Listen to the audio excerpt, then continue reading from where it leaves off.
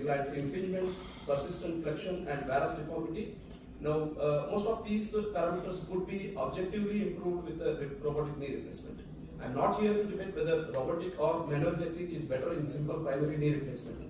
But time and again, history has shown us that introduction of any newer technology is associated with the apprehension about its usefulness, be it the computers, refrigerators, mobile phones, artificial intelligence, the list goes on. Technologies are here to help us and make our work easier. It's important for us to master any newer technology to get the best help out of it rather than becoming slaves to the technology.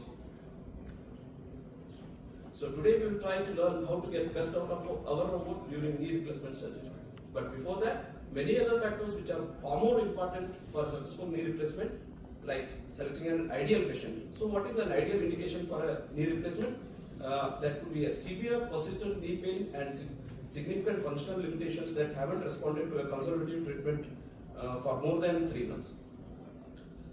It could be a severe pain at the rest.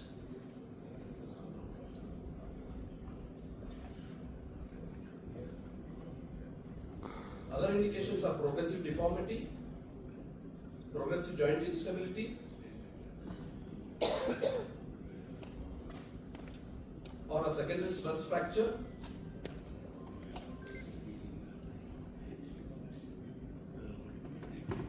Also consider age of the patient, BMI, osteoporosis, other comorbidities and other joint involvement while selecting the patient for total knee replacement. So once we have selected, detailed counseling is very important to avoid a mismatch between expectation and reality, because the patient's expectation about knee replacement requirement might be very different from what is the reality.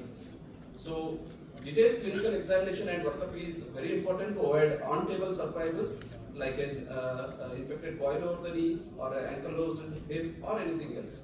So once we have decided for a robotic knee replacement, it's important to get a preoperative CT scan which enables the surgeon to generate a virtual 3-dimensional model of the patient-specific bone anatomy. The 3D virtual model is employed to pre-plan the bone cuts, implant size as well as positioning, and is subsequently mapped intraoperatively to the patient's bone anatomy using navigational trackers or arrays in a process known as registration. So I would advise all the surgeons to sit and plan themselves properly rather than leaving it on the robotic engineers.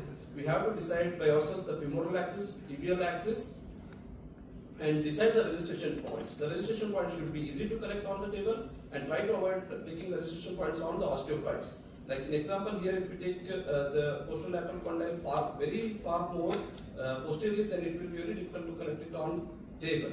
So final implants are suggested by the software but can be altered by the surgeon. For example, here that when deciding about the femoral implant, you have to look for the notching, avoid distal femoral cut beyond 9 mm, look for patellofemoral tracking, look for mediolateral overhang. When deciding the tibial implant, you look for the posterolateral corner overhang, that is the danger corner. Look for keel touching the anterior posterior cortex. It's advisable to take one size smaller to prevent the soft tissue injuries while the robotic burring happens, and avoid external rotating the tibial component. So once the final plan is decided, we know everything about the implant size, positioning, the amount of cuts we are going to take, and HK axis will be known before surgery. So initialization and setup is important. The robot comes towards the side of the knee replacement and console will be on the opposite side. So surgical steps, we all know that exposure, you can do a standard medial parapatellar approach or subvastus approach. Almost all my surgeries I do a subvastus approach. I feel the post-operative quadriceps function is better with the subvastus approach.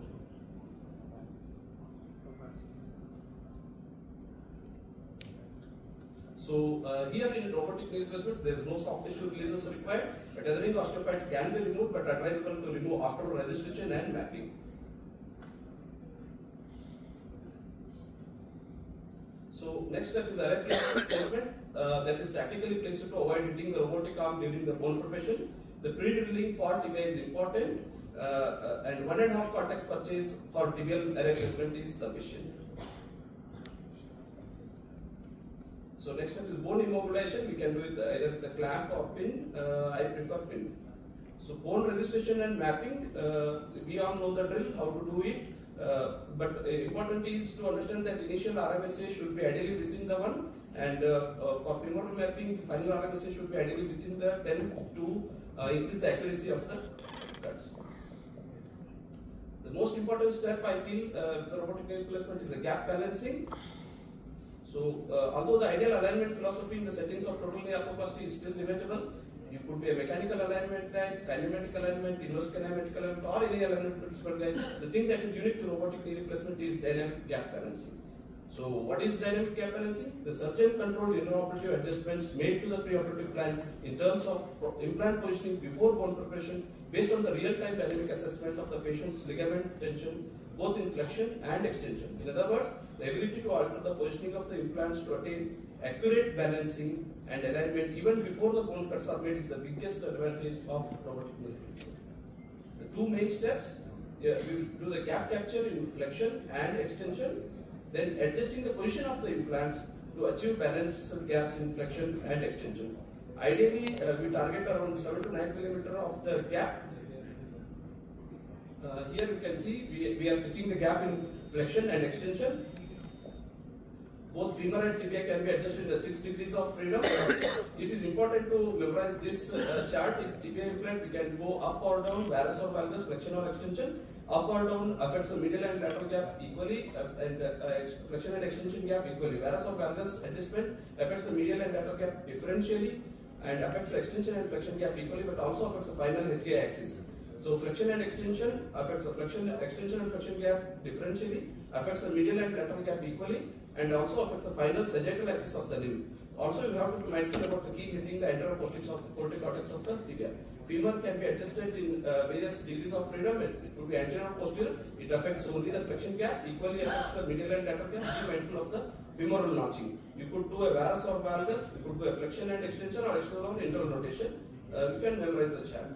So in previous this thing you can see there is a flexion gap which is high and extension gap which is low. What we can do is can shift the femur posteriorly, can increase the flexion of tibia, increase the varus of tibial implant. So other scenarios, the scenario 1 tight medial gap in both flexion and extension can look for gathering artifact, can increase the tibial varus. Scenario 2 tight extension gap. There are other scenarios we can adjust the position of the implant. So effectively the manual method we plan, we cut, we check the balancing and recut if necessary. Whereas in robotic we plan, we assess,